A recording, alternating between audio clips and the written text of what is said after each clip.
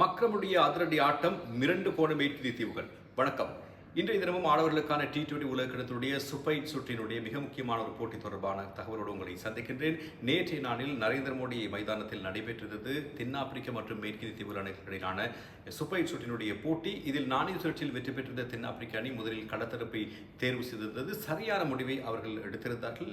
மேற்கிந்திய தீவுகள் அணியினுடைய விக்கெட்டை சரமரியாக வீழ்த்தியிருந்தார்கள். 83 ஓட்டங்களுக்கு 7 விக்கெட்டுகளை இழந்த அந்த அணி தவிக்கின்ற நிலைமைக்கு கொண்டு சேர்த்திருந்தார்கள். இருப்பினும் கூட இறுதி நேரத்தில் மேற்கிந்திய தீவுகள் அணி மீண்டெழுந்திருந்தது. இலங்கை மற்றும் நியூசிலாந்து அணிகளுக்கு இடையிலான போட்டியை பார்த்தது போன்ற ஒரு உணர்வு தான் இருந்தது. இருந்தாலும் கூட இதனுடைய முடிவுகள் முற்றிலுமாக மாறுபட்டதாக அமைந்திருந்தது. ஜேசன் ஹால்டர் மற்றும் ரொமாரியோ ஷெப்பர்ட் இந்த இருவரும் 89 ஓட்டங்கள் இணைப்பாட்டத்தை பெற்றுக் கொடுத்து அந்த அணியினை மீட்டெடுத்திருந்ததை நாங்கள் காணக்கூடியதாக இருந்தது. ஜேசன் ஹால்டர் 49 ஓட்டங்களை பெற்றுக் கொடுத்திருந்தார். அரைச்சதம் பெறும் வாய்ப்பினை அவர் இழந்திருந்தார். இருப்பினும் மறுமுறையில் அதிரடியாக துருப்படுத்த ஆடியிருந்த ரொமாரியோ ஷெப்பர்ட் 52 ஓட்டங்களை பெற்றுக் கொடுத்திருந்தார்கள். எனவே இறுதியில் 8 விக்கெட் இழப்புக்கு 176 ஓட்டங்களை பெற்றுக் கொண்டது மேற்கிந்திய தீவுகள் அணி.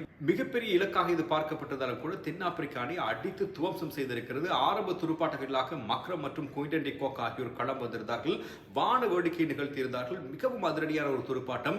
95 ஓட்டங்களை இந்த ஜோடி இணைப்பாட்டமாக பெற்றுக் கொண்டிருந்தது. சிறப்பான ஆட்டத்தை வெளிப்படுத்தியிருந்த குயின்டன் டி காக் 47 ஓட்டங்களுடன் ஆட்டம் இழந்திருந்தார். துரதிர்ஷ்டவசமாக அரைச்சதம் பெறும் வாய்ப்பை அவர் தவறவிட்டிருந்தார். மறுபடியில் துடுப்படுத்த ஆடிய மக்ரம் இறுதி வரை நின்று வேட்டையாடி என்று சொல்லலாம். 82 ஓட்டங்களை ஆட்டம் இழக்காது பெற்றுக் கொடுத்திருந்தார். அவரோடு ஜோடி சேர்ந்தார் ரியான் ரிக்கல்டன். அவரும் அதிரடியான ஆட்டத்தை வெளிப்படுத்தியிருந்தார். வான வேடிக்கை நிகழ்த்தியிருந்தார்கள். இருவரும் மிரண்டு போயிருந்தது மேற்கிந்திய தீவுகள் அணி. 16.1 ஓவர்களில் நேற்றைய தினம் போட்டியை முடித்து விட்டார்கள் என்றால் பாருங்களேன், மிகவும் அதிரடியான துடுப்பாட்டம். எனவே தென்னாப்பிரிக்க அணி தன்னுடைய அரையிறுதிக்கான வாய்ப்பை மேலும் உறுதிப்படுத்திக் கொண்டது என்று சொல்லலாம். இருந்தாலும் மேற்கிந்திய தீவுகளினுடைய அரையிறுதி வாய்ப்பு தற்பொழுது கேள்விக்குறியாக இருக்கிறது. இந்தியாவா மேற்கிந்திய தீவா என்பதை பொறுத்து பார்ப்போம். இன்றைய நாளிலும் மிக முக்கியமான ஒரு போட்டி நடைபெற இருக்கிறது. நியூசிலாந்து மற்றும் இங்கிலாந்து அணிகளுக்கு இடையிலான போட்டி.